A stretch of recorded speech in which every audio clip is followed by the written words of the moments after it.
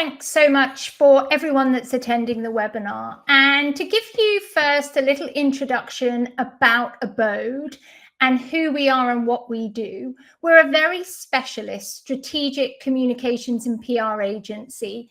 And we work with hotel technology, short-term rental technology, and PropTech innovators. We were founded in 2017, and our whole mission is around elevating tech brands that are transforming the way we work, live, and play. We have global reach with a team that covers across North America, Europe, APAC, and Australia. We also were very proud to be a Skift Ideas winner this year for the communications category. And normally we talk about the sectors that we work in. So typically you find us on a webinar, you'll find us talking about hotel tech and the trends that are there, short-term rental tech. But today we thought we'd talk a little bit more about our craft and give you some insight that will help you plan and prepare for 2026. So to start off, Astrid, you're going to go through some of the overview of what we're going to talk about today. So in this webinar, we'll talk about the PR value chain and what or how to maximize each part of the value chain to build a really positive reputation that will drive kind of tangible impact to your business in 2026. So first part of the value chain is having a clear and on-message PR activity that's consistent. So this is about having a well-crafted narrative that is consistently communicated and able to differentiate your product or your business in the market. And we'll go later into how and or what how you should approach this while you're thinking about reputation in 2026. The next part of the value chain is authority. So this is where we'll start thinking about the impact of being in the most trusted places and how to maximize those trust signals for your brand, your business. This includes LLMs. So it's about being in a lot of places, but being in the most trusted places. Next, we're going to think about visibility. So after you've built authority, this is the time to add rocket fuel. So you can work off the earned and the trust the market has given you, and then be everywhere that matters. So that's where your buyers are, where your peers are, even where competitors are, and making sure that you are kind of visible in a consistent way. Next part of the value chain is influence. So as you know, reputation is a factor in decision-making in whatever business line you may be in. And so this is a very important part of maximizing that PR value, making sure stakeholders are influenced in the right way and at the right time so that they edge a little bit closer into choosing you versus competitors. And of course, the very last part of the value chain is commercial impact. And this is where you'll get warmer leads, you'll get more, you have a more competitive edge in a crowded market. And this is how overall PR can work into kind of helping you have that solid foundation for a good reputation. So what I want to highlight is actually in terms of how this should be best approached. So a lot of people may think PR is about being everywhere and getting that, press coverage and headlines. Actually, a better way to think about it for reputation is to flip it around, is to create a really good rep authority. And that's being in trusted places, that's being recommended by trusted third parties, or validated by your customers or users, and then you maximize visibility. And by doing it this way, you're creating a much more sustained reputation, and that you also become memorable and you become easily recommended by others in, again, a very crowded marketplace. And I like to really spend a little bit more attention on LLMs, actually, because this is where earned PR can really be maximized as you start thinking about 2026. So the best way to approach LLMs is to think about it as basically a machine that needs to understand, that needs to be taught about your product, what you do, where you are, and who you're for. And unless it can understand that, it won't really surface you at the right time whenever people are searching or putting in their prompts. So the first part, that's really helpful to think about is about positive semantic signals. So this is where you need to build stories and not just brand mention that clearly explains what your product does and who it's for. The second part that's really helpful is to think about context and category, because again, LLMs need to understand where you're situated before it can recommend your product to the users and match the intent. And so this is where you probably want to prioritize your category. You want to be very purposeful in how you describe your product and the problems it solves, and not just a generic kind of advertisement or generic ad campaigns. And the last bit of, I guess, recommendation that we'd like to take for in terms of LLMs is to be in top tier outlets. Is the best place or the most strategic places where you can earn that trust signal and use that as much as possible to transfer over to your brand and your product, and eventually to the customers or users searching for your products on LLMs. And more on this, Jessica will take you into the difference between marketing and PR. Thank you, Astrid. And I get asked a lot by marketing people or by CEOs who may not be in the day-to-day, what is the difference between PR, public relations, and marketing? And a really simple way of explaining that is marketing is what you say about yourself. So it might be your advertising, your direct campaigns, your email newsletters, all of those things are you communicating your value proposition yourself. Now, public relations is all around influencing what other people say about you. So it's about that third-party validation. So it's that halo of trust that is built around a brand because of what others, and others is publications, influencers, other brands, conferences, all of that area is what they're basically saying about you. So it's that third-party validation. Now, both are important. You can't really do one without the other. They work in tandem across all customer touch points, and together they're an extremely powerful combination. Now, Astrid is now going to go and begin to break down the value of PR in its elements, and both of us will go through a little bit more detail in those 5 elements.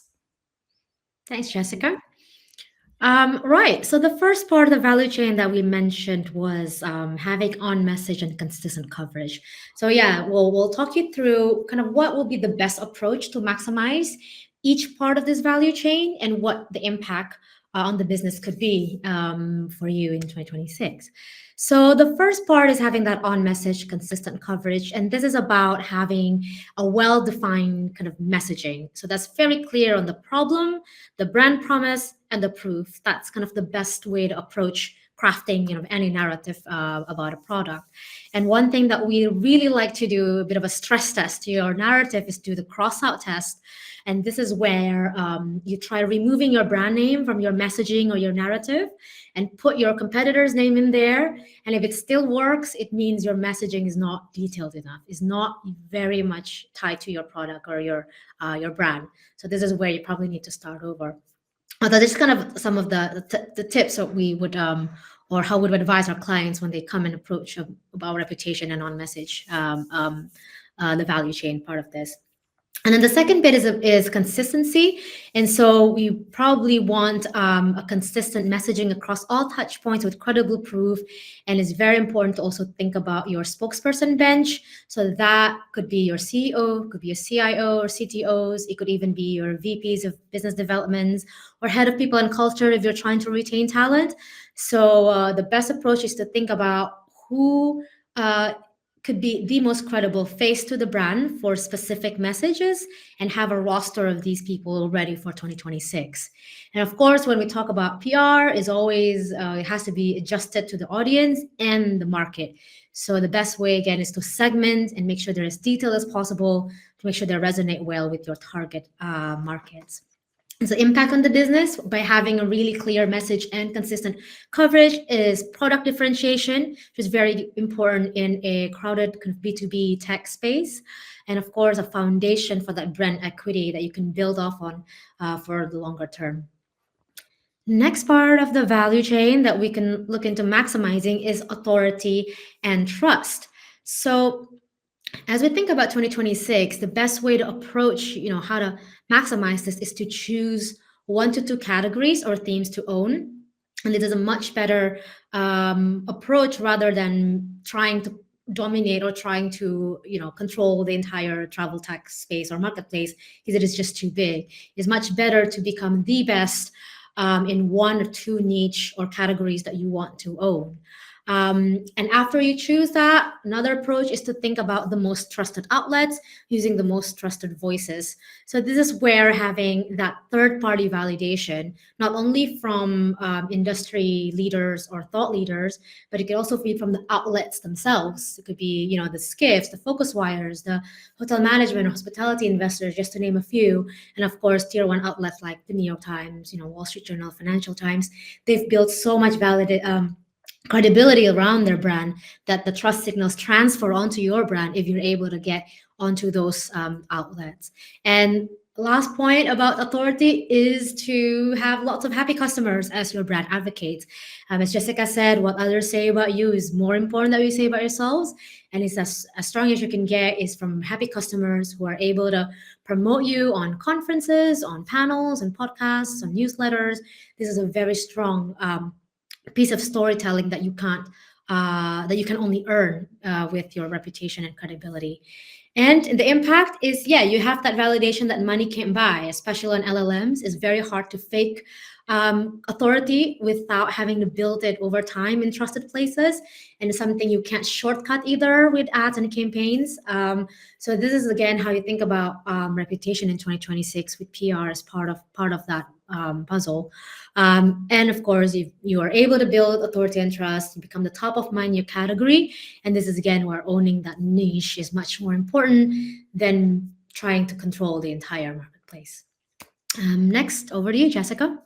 Thank you, Astrid. And now I want to talk about market visibility. So being seen, being known, having that awareness and that visibility across the market. And as you go into 2026, you can think about strategically amplifying all your best commercial moments. So that might be anything from a launch to product updates to funding rounds, big thought leadership reports that you might have, strategic hires, any of those things that are potentially a commercial moment. These are all things that you can PR to have that consistent drumbeat of awareness and visibility out there. And part of the purpose of this is to go beyond media for stronger recall. And that's what we're looking for. We're looking for recognition and recall of your brand. And at Abode, we typically, when we talk about media, we're talking about much more than traditional media. So traditional media might be the publications like trade publications, or it could be business publications, or it could be national publications. But we look at media much more holistically than that. We will look at podcasts, we'll look at Substacks, we'll look at newsletters and top LinkedIn voices. So those would be the B2B influencers that are talking about hotel tech or short-term rental tech. We'd also be looking at industry awards and speaking at conferences, and of course, LLM discoverability. So it's having that market visibility, that halo of your brand in all the different touch points that your potential customers, strategic partners, or whoever it is that we're looking to influence is looking for information, making decisions, influence, etc. Now, what's the impact on your business? The desired impact is, for one part, a steady inbound of your ideal buyers that already know and trust you. They understand the value that you potentially bring to them. It's also around opening doors to other category leaders that might want to do business with you as well. So that market visibility, that drumbeat of activity is so important. I'm now going to go a little bit deeper into influencing stakeholders. So what other things can you be thinking about in 2026? So one of the things is, tactically, you can think about timing those commercial moment announcements around the time and the venues that decisions are made. So that might be top conferences. So it might be around high tech or VRMA or OpTech. So it's also, that gives you an opportunity to be in the buyer guides and also analyst reports and procurement cycles. So making sure that you're timing things around when there is other activity that your buyers will be looking for and being involved in. You can also use your PR as commercial leverage. So everything that's used in a PR basis can also be used for sales enablement or marketing assets as well. So whether that is award wins, or it's really great thought leadership, or it's speaking on stages and earned coverage, all of it can be repurposed and turned into sales and marketing assets, whether that's in newsletters, blogs, social media, for your sales teams as well. So what is the impact of influencing stakeholders on your business? And just to make it really clear, what PR does, it's all about influence. You know, it's all about influencing people who are wanting to make decisions. So the impact is shorter sales cycles, because prospects arrive pre-educated because of trusted third parties. They're also seeing you and your brand at multiple touch points along their customer journey. It's also clarity for potential investors, but also sometimes it might be clarity for future talent as well, or future partners. It's building that confidence and supporting validation about what you do. So I often get asked by CMOs who might be trying to talk to their CFOs about budgets and things like that. And it's always around the commercial impact is the important thing. What is the commercial impact on a business? And part of that is the compounding value of being remembered and that positive reputation. Now, it means higher conversion. Buyers arrive warm, they're familiar, they're sold on the why you. It's also around that long-term brand equity that is more and more important, especially for B2B buyers, that where trust and influence are so important. It's that durable awareness that drives consistent demand over time. It's compounding demand. It's also around increased pricing power. So trusted brands command pricing premium. The other element that is really important when we talk about commercial impact is everything that we do at Abode ties back to the commercial business objectives of the clients that we work with. So whether that is they're looking to launch in a new market, or they're looking for category leadership around a particular type of technology, or they might be looking for investment, or they may even be looking for hiring talent, or opening up in a new area or a new vertical. Everything that we do gets tied back to those objectives, and it's part of all of the activity that goes towards fulfilling those objectives that the business has. So I just wanted to sort of talk a little bit about that. And I know that Astrid now is going to give us a little bit of an overview of some of the misconceptions that are out there around PR. Thanks, Jessica. All right, these are what we believe are kind of top 5 most common misconceptions that's kind of holding brands back from maximizing PR as part of their reputation strategy. The first is thinking PR is just press releases. And the truth is, can't be further away from that. So not anymore.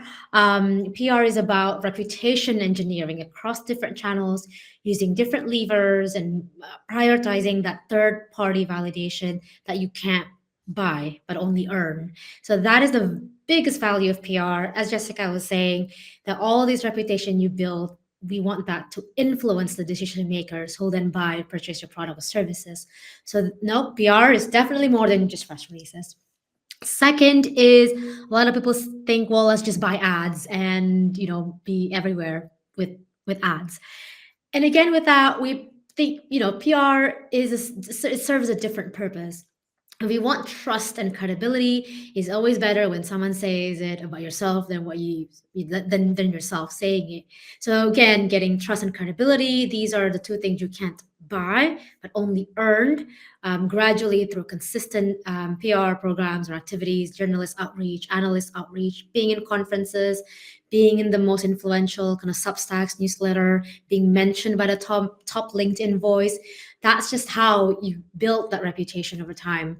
And again, complementing ads, but with PR, you get trust and credibility you can't buy.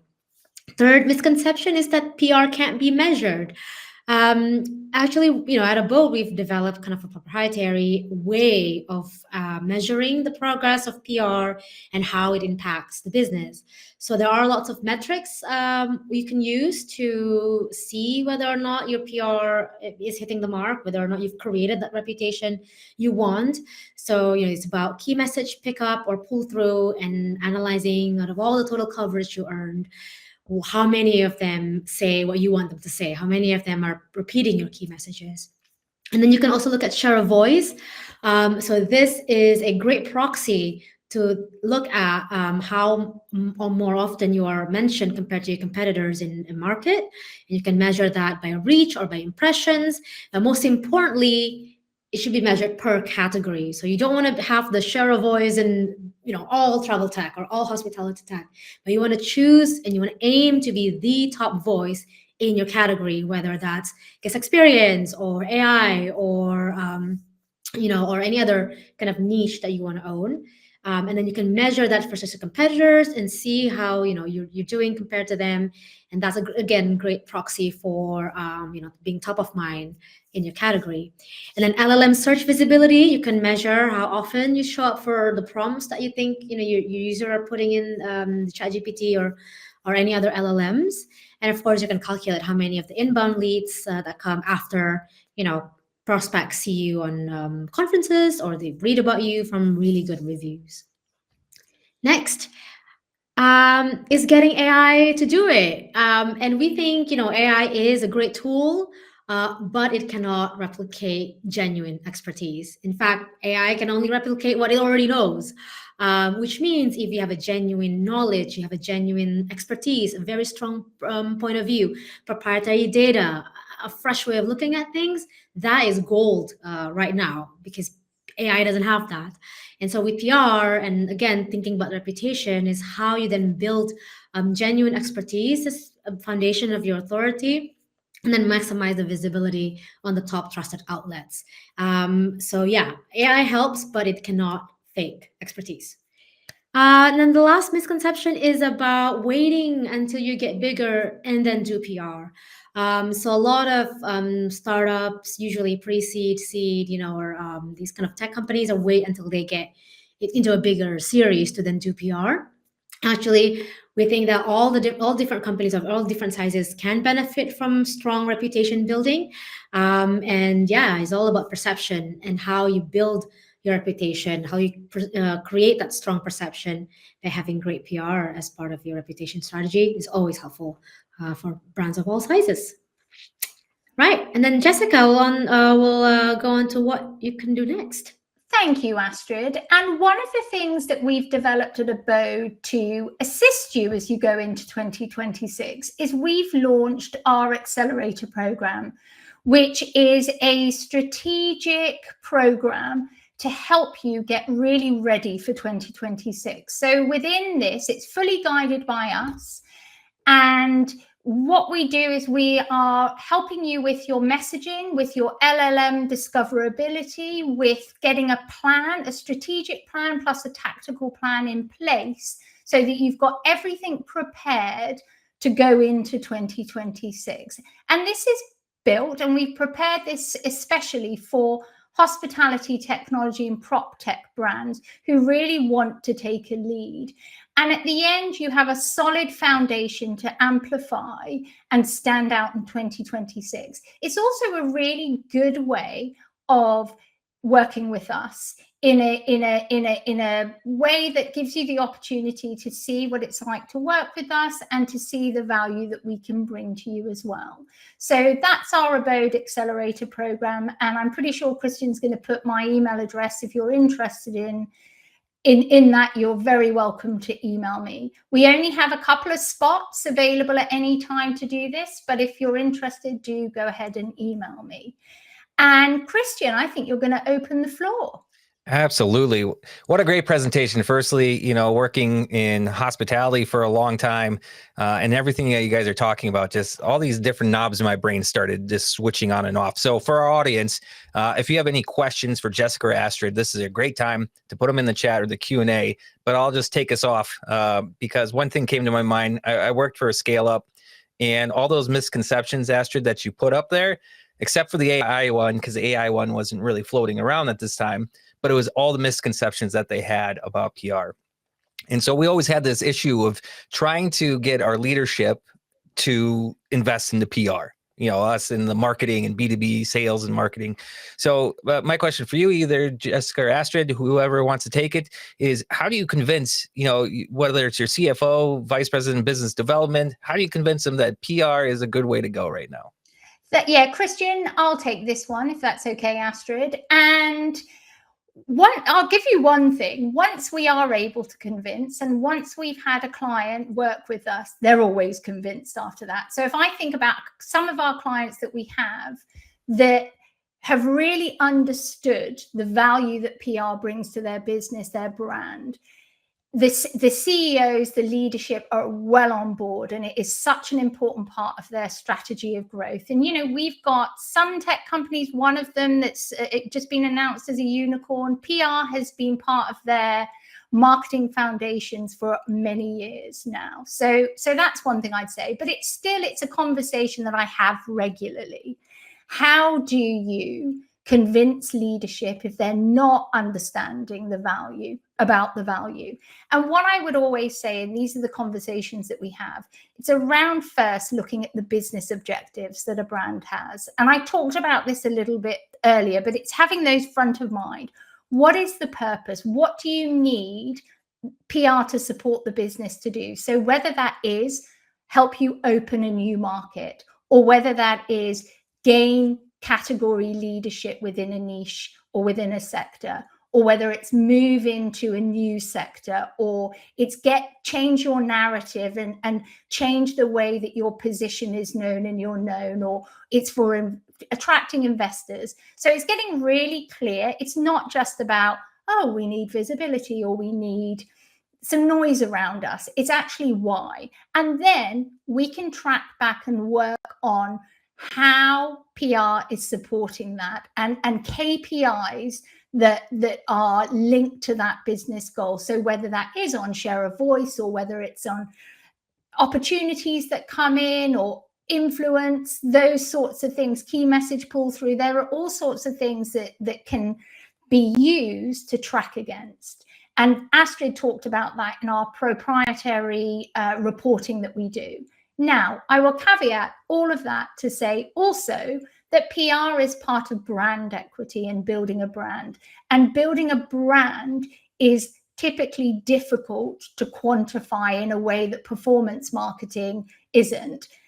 However, it's got that longevity. It's that sustainable business growth, that sustainable business equity that you're building, reputation, trust. So it's those things as well. It's, yes, there are things that can be measured and things that can be crossed against a business objective, but also it is around building brand equity as well.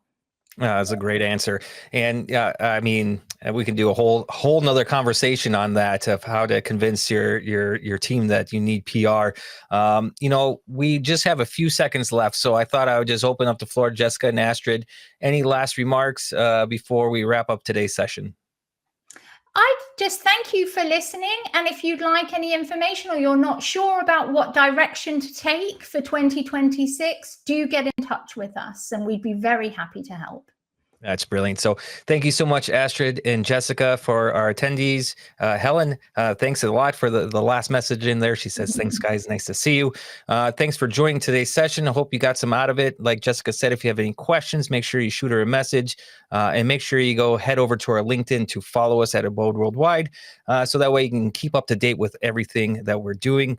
Tomorrow, you'll receive this replay in your inbox. So if you want to watch it again, share with your team. That's great. Again, thank you guys so much for joining. Jessica, Astrid, always a pleasure. Thank you, Christian.